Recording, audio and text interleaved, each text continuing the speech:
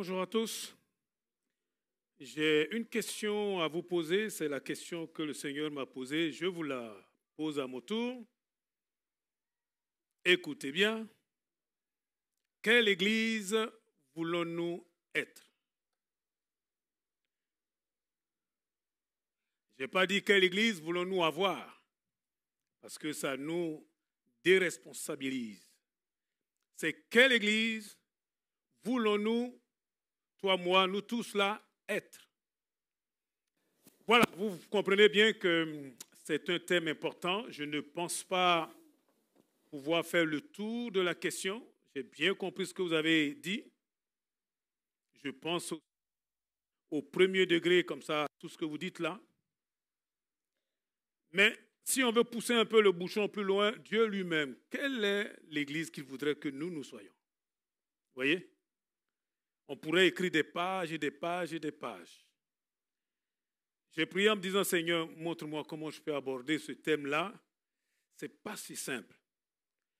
Et Dieu m'a conduit dans les lettres aux 7 églises de l'Asie mineure, donc dans l'Apocalypse. Donc au travers de chaque église, nous allons tirer des traits, si vous voulez, voilà, des caractéristiques de ce que Dieu attend véritablement de son église. On pourrait le prendre autrement, mais c'est comme ça que Dieu me conduit. Donc je vous propose de lire dans un premier temps Apocalypse chapitre 2.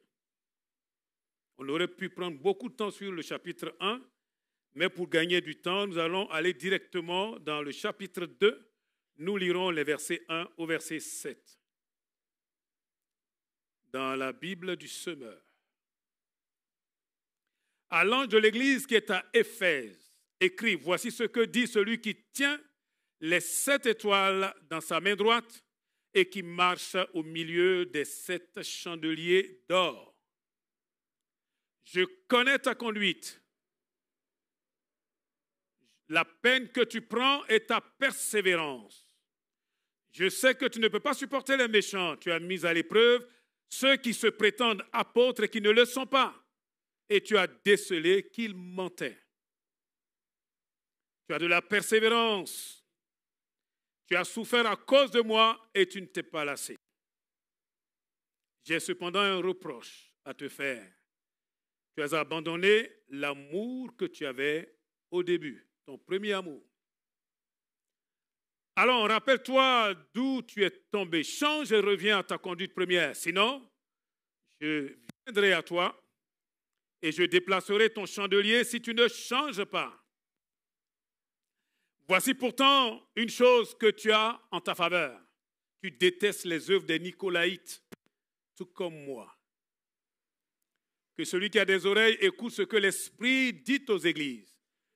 Ô vainqueur, je donnerai à manger du fruit de l'arbre de vie qui est dans le paradis de Dieu. Et nous disons tous Amen à la bonne parole de Dieu. Amen. Quelle est l'église que nous voulons être? Il y a un jour,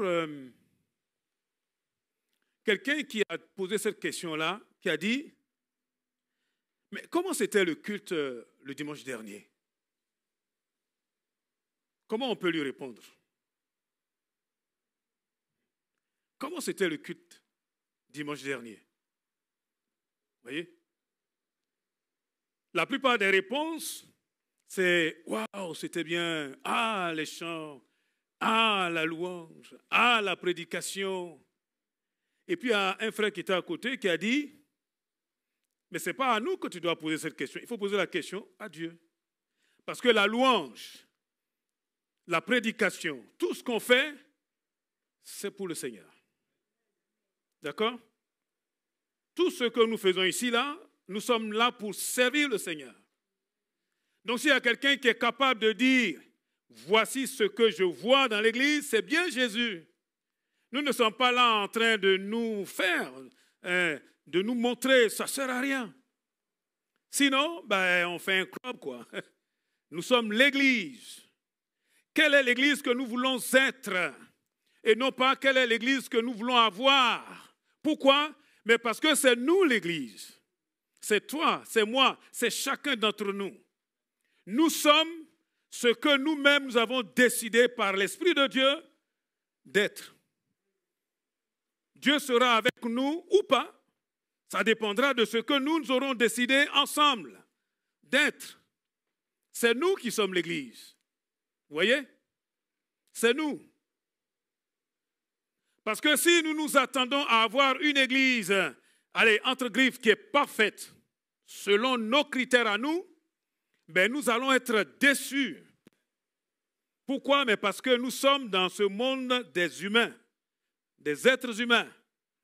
Nous ne serons jamais parfaits, même si nous tendons vers la perfection. L'Église que le Seigneur voudrait que nous soyons, il y a des critères, il y a des éléments clairs. On va le voir, rien que déjà en commençant dans cette Église d'Éphèse.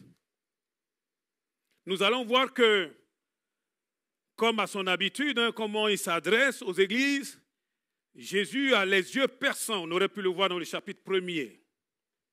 Il voit exactement ce que parfois nous ne voyons pas. Vous voyez?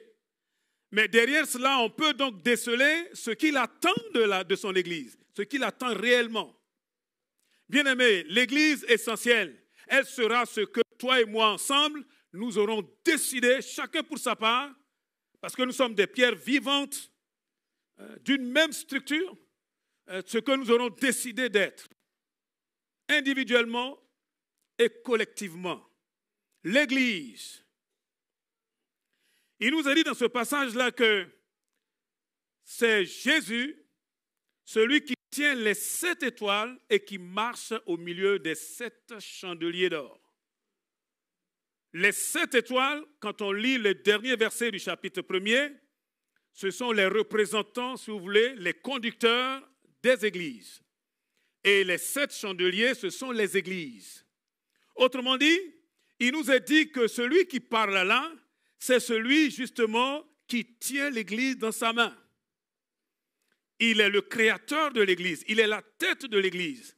Et oui, il est le chef de l'église.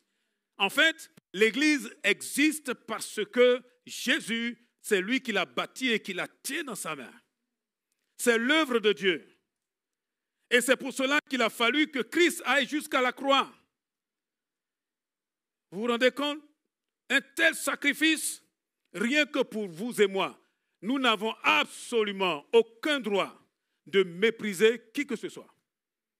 Pourquoi? Mais parce que c'est Dieu qui nous a amenés là. Amen. Je n'ai pas le droit. Nous n'avons aucun droit.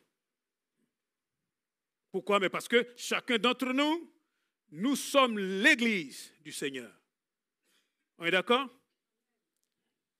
Ça veut dire aussi que sa présence est là.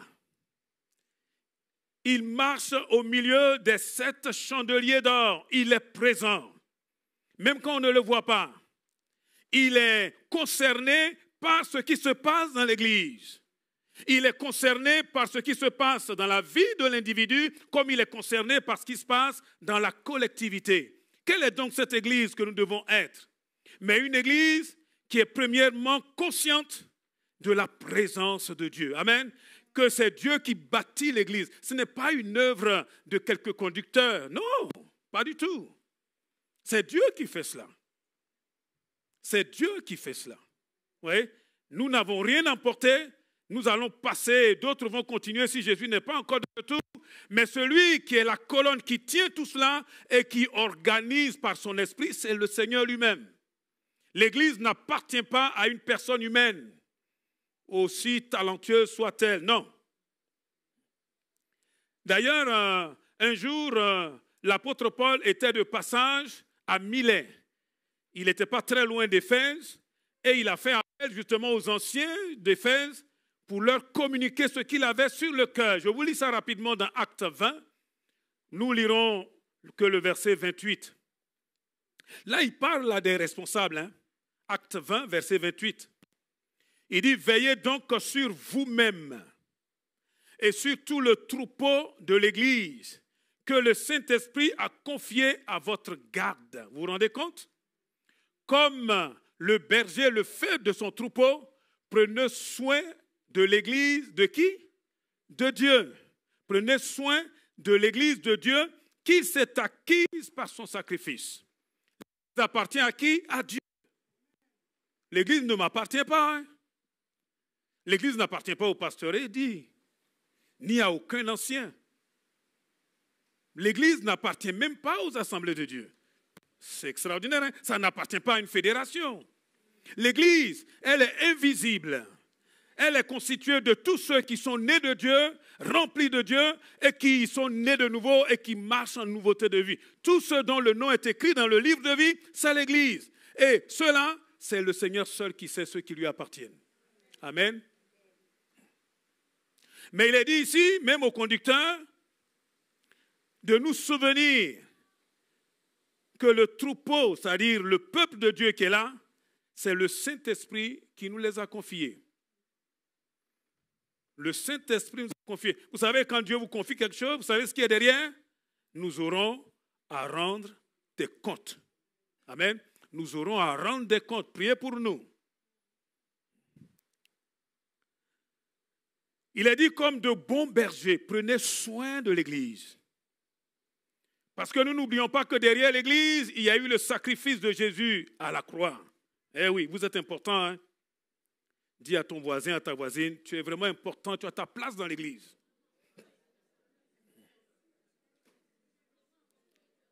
Ah, c'est vrai, non mais on en parle comme ça, mais c'est sérieux, tu es important. Hein? Tu es importante.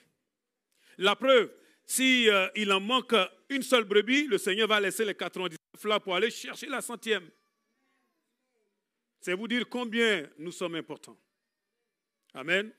Malheureusement, il y a des faux pasteurs, ça existe, des faux conducteurs qui essayent simplement de manipuler, on va dire, le peuple de Dieu, mais ça c'est un autre problème, Dieu le sait. Nous ne voulons pas être comme ça. Écrit donc à l'ange de l'église d'Éphèse, celui qui tient les 7 étoiles dans sa main droite, qui marche au milieu des 7 chandeliers d'or, il dit, je connais tes œuvres. Ou bien je connais, il connaît quoi? Ben, il connaît finalement, il connaît. Déjà, Dieu connaît. Dieu connaît. Vous savez, quand parfois on se présente devant un médecin, on est obligé de lui raconter un peu pour qu'il comprenne à peu près de quoi on souffre. Quand on va peut-être devant des personnes qui doivent peut-être défendre notre cause, peut-être même un avocat, l'avocat aussi talentueux qu'il soit, hein, mais il faut quand même qu'il puisse entrer un peu dans notre vécu, vous voyez. Mais devant Dieu, il n'a pas besoin de cela. Il dit, je connais, hein, il connaît. Amen. Il connaît tes œuvres. Il connaît ta conduite. Il connaît comment tu te comportes, ton comportement. Dieu connaît cela. Quelle est donc cette église que nous devons être? Une église qui est consciente que Dieu sait tout, qu'il voit tout. Il nous connaît individuellement et comme je l'ai dit, il nous connaît aussi de façon collective. Il connaît notre comportement. Il connaît comment nous agissons et comment nous réagissons. Il sait toutes choses et rien n'est caché aux yeux de Dieu. Il est écrit dans Hébreux, nulle créature n'échappe au regard de Dieu, tout est à nu et à découvert aux yeux de celui à qui nous devons rendre compte. Hébreux 4, verset 13. Tout est à nu. Dieu sait toutes choses. C'est pour cela que quand tu souffres injustement pour la cause de Dieu, s'il te plaît, reste tranquille. Les gens, peut-être qu'ils ne voient pas ce que tu es en train de souffrir. Mais il y en a un là qui a toutes les données de A à Z et de Z à A, même avec d'autres lettres qu'on ne connaît pas. Il sait tout de toi, il sait tout de la situation et il est celui qui se lèvera pour toi. Dis Amen. Nous voulons donc, dans un premier temps, être cette église qui est consciente que le Dieu que nous adorons, il sait toutes choses. Être conscient que c'est lui qui est le propriétaire de l'église. Être conscient que l'église là a du prix aux yeux de Dieu. Être conscient que ce Dieu là Mais comme on l'a lu, hein, il connaît notre conduite. Il connaît ce que nous faisons. Nous, on peut venir là essayer de cacher un peu ce qu'on pense. Ouais, pendant que je suis devant vous en train de parler, ben, vous n'êtes pas... Ouais, rien ne vous empêche de réfléchir, de penser. Moi-même qui suis là, je pense aussi. Qui peut savoir ce que la personne qui est à côté est en train de penser? Personne. Mais Dieu sait. Ils sondent les cœurs et les reins. Amen. Je connais tes œuvres, ta conduite, ton comportement. Et nous devons être cette église-là qui fait attention à son comportement, à sa conduite. S'il vous plaît. Parce que je crois que dans cette ville de Goussainville et dans cette région, Dieu a un peuple nombreux. Il y en a beaucoup qui ne sont pas encore entrés. Et tout dépend de quoi? En grande partie, de notre conduite. De notre conduite. Donc nous sommes aussi responsables. Amen. Dans 1 Pierre au chapitre 2, la première épître de Pierre au chapitre 2, les versets 11 à 12, il dit, mes chers amis, vous êtes dans ce monde comme des résidents temporaires, des étrangers, des hôtes de passage. C'est pourquoi je vous le demande, ne cédez pas au désir de créer à lui-même. Ils font la guerre à l'âme. Ayez donc une conduite. Dans la version du semeur, il est dit, ayez au milieu des païens une bonne conduite, afin que là même où ils vous calomnient comme si vous étiez des malfaiteurs, c'est peut-être le contraire, j'en sais rien, ils remarquent vos bonnes œuvres et glorifient Dieu au jour où il les visitera. Ayez une bonne conduite. Pourquoi? Mais parce que nous sommes des étrangers. Nous sommes de passage. Et cette terre n'est pas notre cité. Nous sommes en transit. Nous ne faisons que passer. Ne vivons pas comme si nous allons nous éterniser sur la terre. Non, notre cité réelle, c'est dans les cieux. D'où nous sommes des citoyens. Nous sommes citoyens des cieux. Citoyens dans le royaume de Dieu. Amen. Ce royaume invisible à l'œil, mais qui est réel. Le royaume de Dieu. Et pour pouvoir finalement mieux nous conduire, nous devons voir que nous ne sommes que de passage. Souvent, nous sommes en train de lutter des bouts de gras pour rien, simplement parce que nous n'avons pas cette conscience que nous sommes de passage ici-bas. Et oui, nous passons. Tout à l'heure, nous avons entendu un don spirituel. Dieu cherche quelqu'un qui traîne, qui remet toujours à demain. Mais tu ne sais même pas ce que l'instant d'après va accoucher. Tu ne sais pas. Tu ne sais pas. En tant que serviteur de Dieu, on a vu tellement de choses. Des gens qui, à la dernière seconde, sont obligés finalement de se tourner vers ceux qu'ils ont rejetés toute leur existence. Et là, ils se rendent compte que, ben oui, ils s'en vont en enfer. En enfer. Si tu n'as pas Dieu, il y a l'enfer qui n'a pas été créé pour toi. Mais malheureusement, tous ceux qui veulent suivre le diable, mais ils iront là où le diable aussi ira. Et à la dernière minute, quand ils ont encore l'occasion, c'est là qu'ils crient, ils demandent un secours. Il faut voir. Parce qu'en ce moment, ils se rendent compte que leur argent, leurs biens ne peuvent rien pour le souffle de vie. Ben oui, tant qu'on respire, on ne s'en rend pas compte. Hein? Et pourtant, un jour, sans vouloir effrayer personne, mais c'est tellement vrai, nous prendrons notre dernier souffle. Et puis ça sera terminé pour ici-bas. Bien-aimés, pour pouvoir mieux nous conduire, il faut avoir dans la conscience que nous sommes étrangers sur cette planète.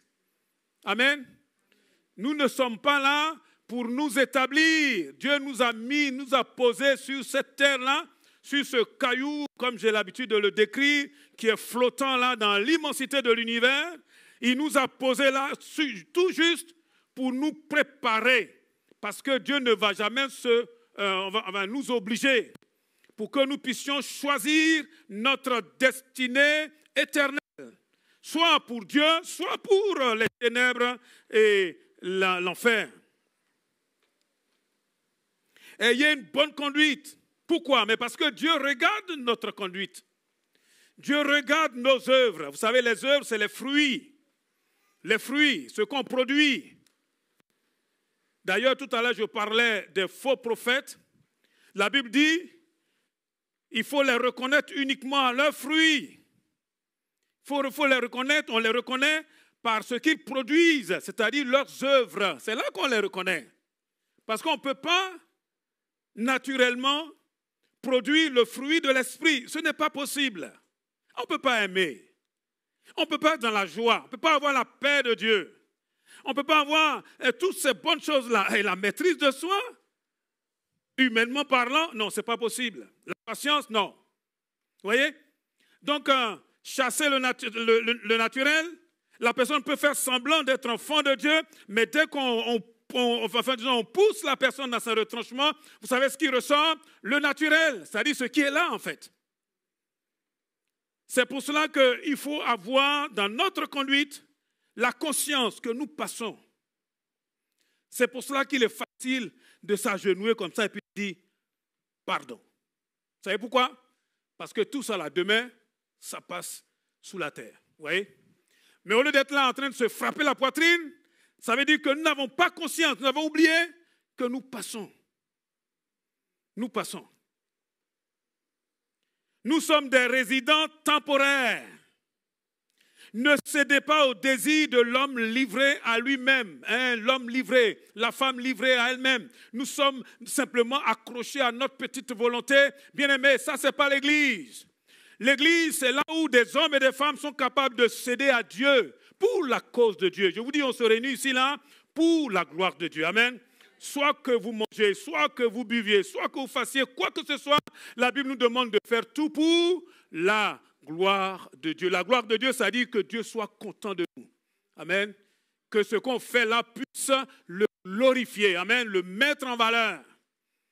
Et ce n'est pas en disant ce qui vient de nous là, ce n'est pas bon.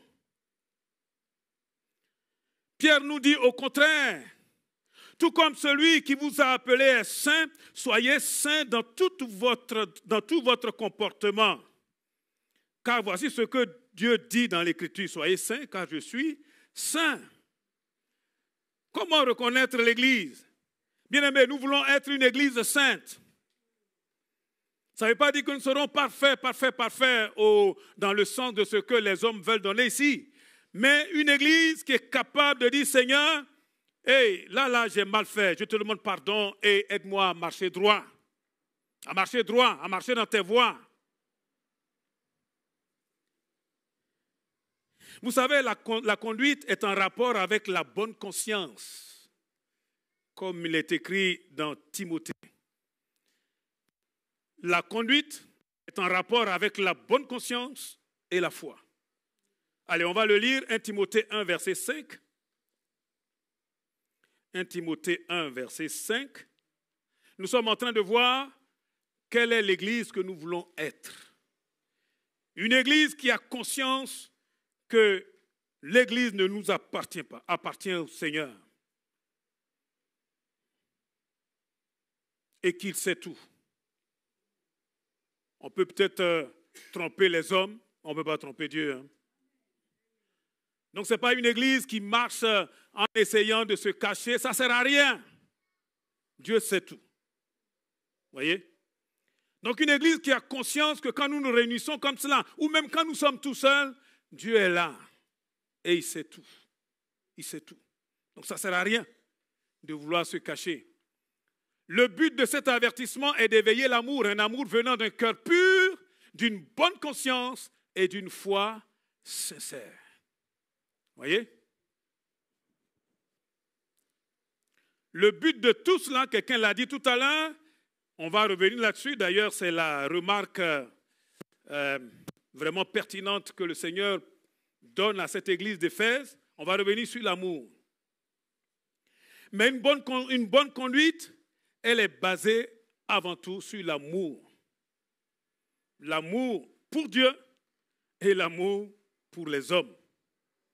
Parce que je ne peux pas dire que j'aime Dieu que je ne vois pas si je méprise celui ou celle que je vois. Vous voyez? L'amour est basé donc sur le fait que quand je suis en train de communiquer avec Dieu, je suis conscient que c'est Dieu.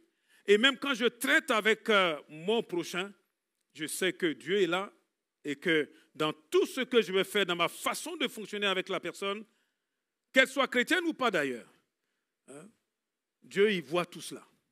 OK? Dieu y voit tout cela. Et c'est ce qui fera que ma conduite va changer. Elle va être à la gloire de Dieu. Il est dit avec un cœur pur. Un cœur pur. Matthieu 5, 8, ceux qui ont le cœur pur, c'est ceux-là qui verront Dieu. Le cœur pur, c'est important. Parce que si en moi, il y a simplement des idées égoïstes, égocentriques, vous voyez, tout ce que je veux, c'est moi, moi, moi, moi. Ah, ça va être compliqué. Une église où quand on arrive, chacun est en train de chercher ce qui lui plaît. Ah, ça, ce n'est pas l'église du Seigneur. Hein? Même quand je prie, ah, c'est pourquoi on m'acclame. Mais non. On n'est pas là pour t'acclamer. On est là pour acclamer celui que tu pries. On remercie Dieu pour tout ce qu'il fait dans ta vie. Amen. Et quand tu es dans le besoin, ensemble, nous nous joignons parce que là où 2 ou 3 sont assemblés en son nom, mais le Seigneur est au milieu d'eux et il exauce la prière. Mais on ne va pas dire, waouh, comme il prie bien, comme elle prie bien. Bon, qu'à Dieu ne plaise, hein. Si tu es en train de jouer à un instrument, mais gloire à Dieu. Gloire à Dieu. On en a besoin. Moi, quand je vois la qualité, finalement, honnêtement, de la musique ici, je bénis le Seigneur. Dieu m'a permis d'ouvrir des églises, enfin d'ouvrir certaines églises. Et je peux vous dire, je sais ce que c'est que commencer une église où on n'est que 2 ou 3, où il n'y a personne, où on tape des mains. Mais pourquoi pas? On tape des mains. J'ai vu des réveils là même où on tapait des mains aussi. Mais je suis très heureux de voir ces frères-là qui se sacrifient et qui sont là, donc dimanche après dimanche, hein, pour pouvoir nous servir. Mais ce qu'ils font là, ce n'est pas pour qu'on vienne leur dérouler un tapis rouge. Hein. Quoique ici, il y a déjà un tapis rouge, mais bon. Mais ce n'est pas eux qui ont mis. Hein. Ce n'est que pure coïncidence. C'est des frères très humbles et on bénit le Seigneur pour cela. Un cœur pur, dénué de tout intérêt personnel égoïste, égocentrique, où tout tourne autour de notre nombril. Excusez-moi, malheureusement, il y en a, comme je le disais tout à l'heure, on a des frères qui sont égoïstes. On a des sœurs qui sont égoïstes. On a même des soi-disant serviteurs de Dieu qui sont égoïstes. C'est dommage, hein? Bon, heureusement, ce n'est qu'une faible minorité. Et notre prière, c'est que nous ne soyons jamais comme cela. Amen. Nous ne sommes pas là pour nous servir, mais pour vous servir. Pour vous servir. On est là pour se servir l'un et l'autre. Tourne-toi vers ton voisin, ta voisine. Dis-lui, je suis là pour te servir. Pour prier pour toi. Regarde-le bien, si tu vois qu'il ment, dis-lui tu mens.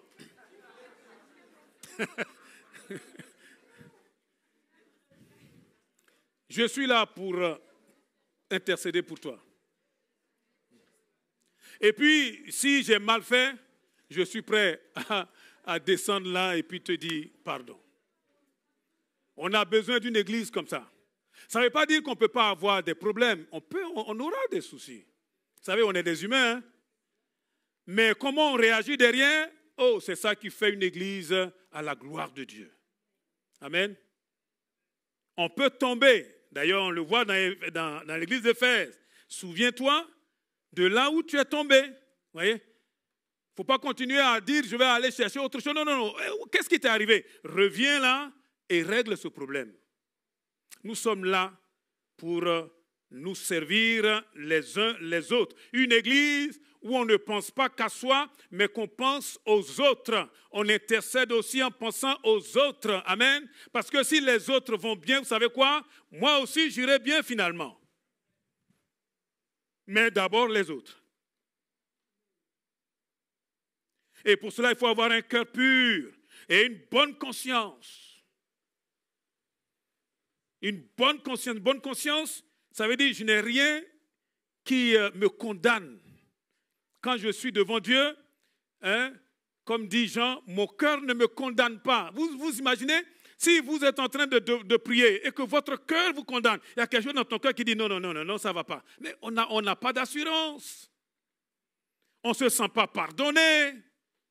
Et donc, on peut peut-être multiplier beaucoup de paroles, mais on sait très bien que ça ne va pas aller au-delà du plafond, puisque alors qu'on est en train de prier là, notre cœur dit non. Hein. Le Saint-Esprit qui est là, il ne va jamais nous lâcher. Hein.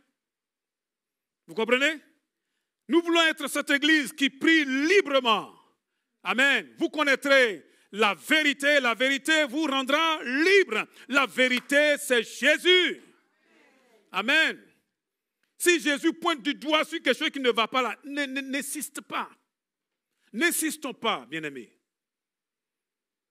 Moi qui suis devant vous là, franchement, hein, j'ai déjà dépassé ça. Si vraiment ça ne va pas, je vous dirai ça ne va pas. Ça ne va pas. Qu'est-ce que nous avons à gagner, franchement? Une bonne conscience envers Dieu. Parce que quand je suis avec une bonne conscience envers Dieu, vous savez quoi? J'ai la paix de Dieu. Et s'il n'y a pas la paix de Dieu, ce n'est même pas la peine de Dieu. On va faire quoi que ce soit pour Dieu. Ça ne marchera pas. Amen. Et si, après avoir demandé pardon, après avoir réglé les choses, notre cœur continue encore à nous condamner, là j'en dis, Dieu est plus grand que notre cœur. Hein. On dirait, hey, j'ai déjà réglé cette affaire-là avec Dieu, tais-toi. Parce que là, ce n'est plus l'Esprit de Dieu là. Là, c'est un démon qui est en train de me fatiguer. Une bonne conduite, c'est d'abord basé sur l'amour de Dieu, l'amour de l'autre. L'amour de l'autre. Aimer. Aimer, ce n'est pas manipuler l'autre. Aimer, c'est finalement dire, Seigneur, au travers de moi, là, tu vas aider quelqu'un d'autre. Ce n'est pas pour que la personne soit assujettie à moi. Non. Mais non. Mais non. Et il est dit dans ce verset-là que cela produit une foi sincère. Vous savez, le mot sincère, c'est sans cire, sans masque, sans hypocrisie. Vous voyez? L'hypocrisie. Soyons pas des hypocrites. L'hypocrite, c'est le clown qui porte un masque. Si ça se trouve sur le masque, il est en train de sourire, mais si ça se trouve aussi derrière, c'est un homme ou une femme malheureux. Mais quand on voit ce qui est de l'apparence, la personne semble bien. Ne portons pas de masque. Est-ce que quelqu'un peut dire amen à ça? Ah, il va falloir dire, Seigneur, je ne porterai jamais de masque. Tu peux le répéter? Attends. Le Saint-Esprit, il entend tout. Il faut être courageux. Hein? Seigneur, je serai transparent. Je ne porterai jamais de masque. On peut le dire?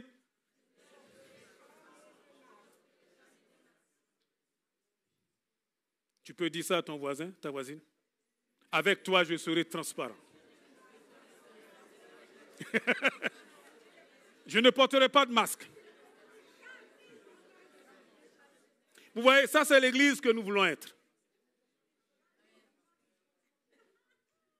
Ça c'est l'église que nous voulons être. Ça c'est l'église du Seigneur. Les mariés là, ce n'est pas le moment de régler vos comptes. Hein? Mais si je peux vous rassurer, vous vous aimez quand même. Une église où il fait bon vivre. Amen. Ce n'est pas un bouton sur lequel on appuie, c'est nous qui devons être les acteurs. C'est toi et moi. Toi et moi. Amen. Ah, quelle est l'église que nous voulons être, ô Seigneur? Une église qui est transparente, qui ne porte pas de masque, qui a une bonne conduite. Il n'y a rien de pire que de voir dehors, de surprendre quelqu'un, on va dire, dans sa vie naturelle. Peut-être que la personne ne pensait pas qu'il y avait un autre chrétien à côté. je vous raconte une histoire vraie. Mon épouse est là, elle sait de quoi je parle. On était dans une œuvre en plein Paris, Paris 11e. On venait d'avoir une réunion, mon Dieu. Le ciel était tombé sur la terre. On était heureux. Franchement, Dieu nous a fait tellement de bien. On a vu tellement de belles choses. La réunion finie, et vous sortez d'un coin comme ça, un peu comme sur la montagne de la Transfiguration, quoi. On descend. Là, nous, on est un peu les derniers parce que nous sommes des responsables. Et je vois là qu'il y a un attroupement. Alors, quand tu sors net, tu es sur la rue Godefroy-Cavaignac qui va vers Voltaire, le métro Voltaire. Au moment où on sort là, je vois un attroupement. Je vois les voitures là qui sont là. Ça klaxonne. Il y a du monde là. J'ai dit, mon Dieu, qu'est-ce qui se passe? Je m'approche, devinez. L'un de nos responsables. Ah, il était en train de faire un cirque sur la route. Mon Dieu, je crois que les flics même sont venus. Qu'est-ce que c'est que ça? Le gars, il tournait là, il était là, mais je dis, mais c'est pas possible. Vous voyez? Ça là. Une église où il y a des scandales comme ça, c'est parce que Dieu veut. Hey, dis à ton voisin, ta voisine, Dieu ne veut pas ça.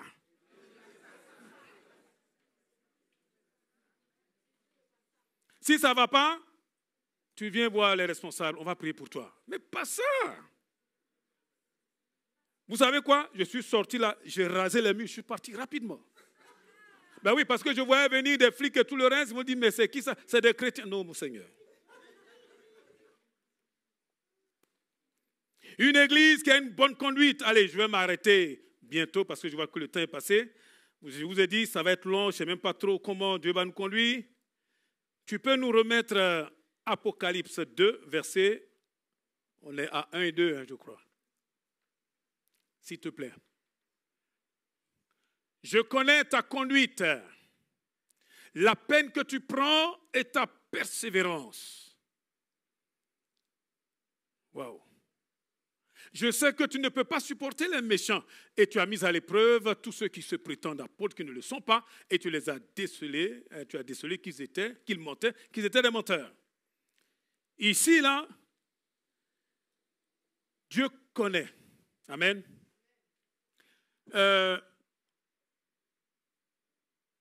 La peine, ta conduite, la peine, dans d'autres versions, il est dit, finalement, il connaît. L'autre version, qu'est-ce qu'elle dit là déjà? Attendez, je vais le lire. Elle dit simplement, je connais ton travail. Je connais ton travail. D'accord?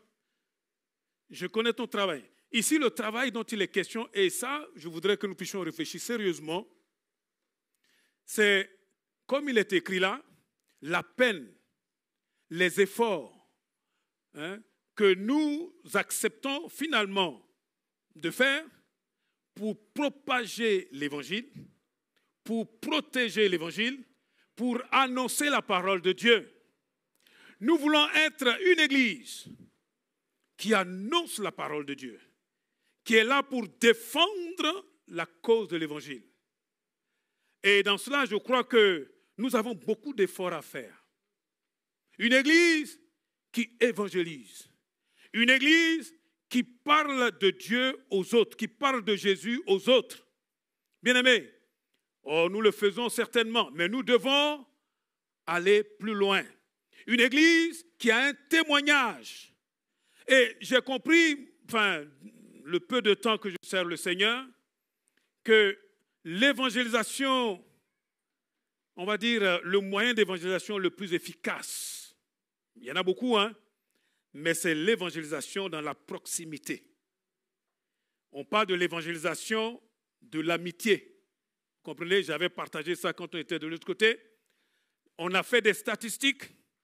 On a montré qu'on peut faire des grandes soirées, des grands moments d'évangélisation. Il faut le faire. Il faut le faire. Il faut le faire.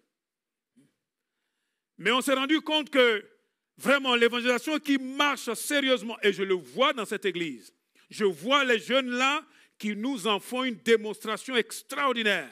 Et il va falloir que nous aussi, nous puissions ensemble nous donner la main pour évangéliser, pour donner comme ça, la parole aux autres. Amen. Il est dit, si ton travail, ton labeur, ta peine, tes efforts pour propager et pour défendre l'évangile.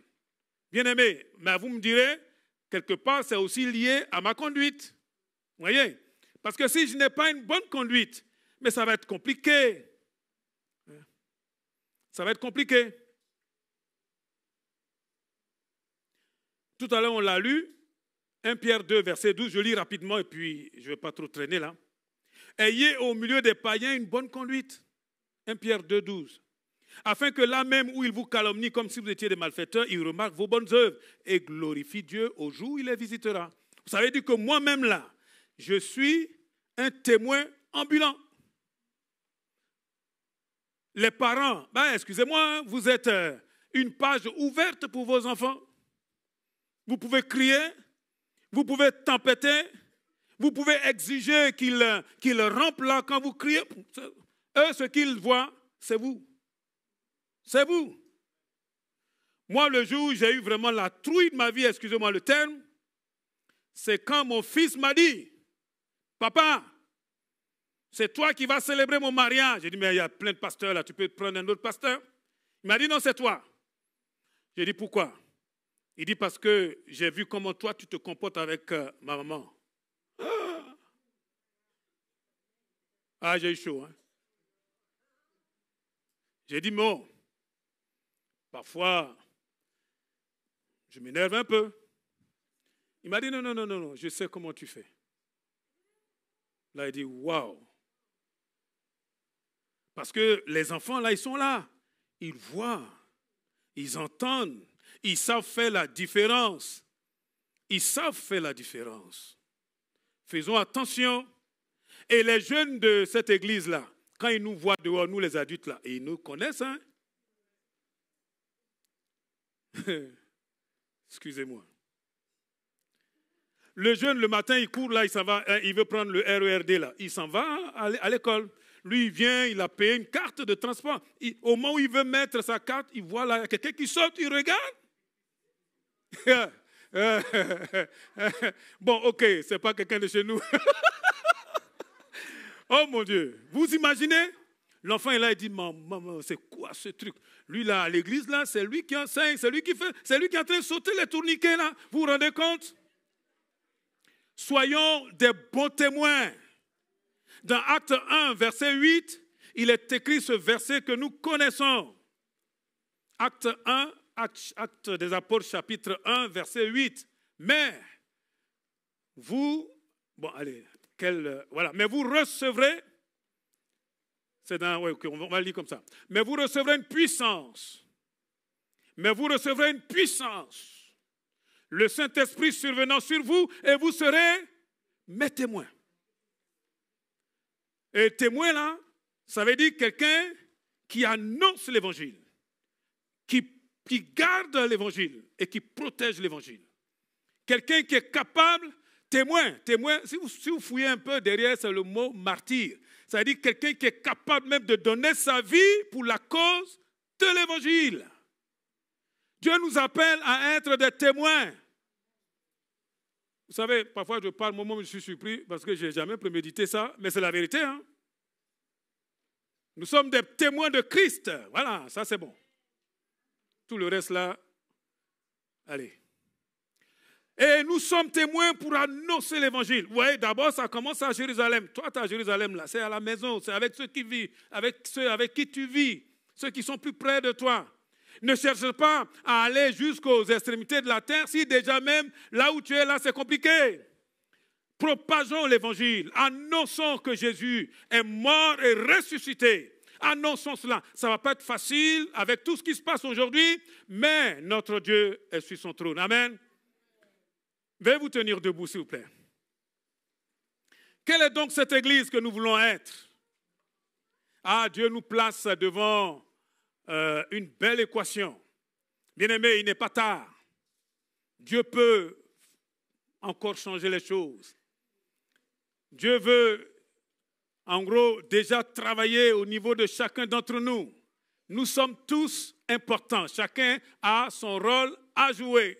Amen. Une église qui a conscience que Dieu est là, que Dieu est présent. Une église qui a conscience que Dieu prend les choses en main. Amen.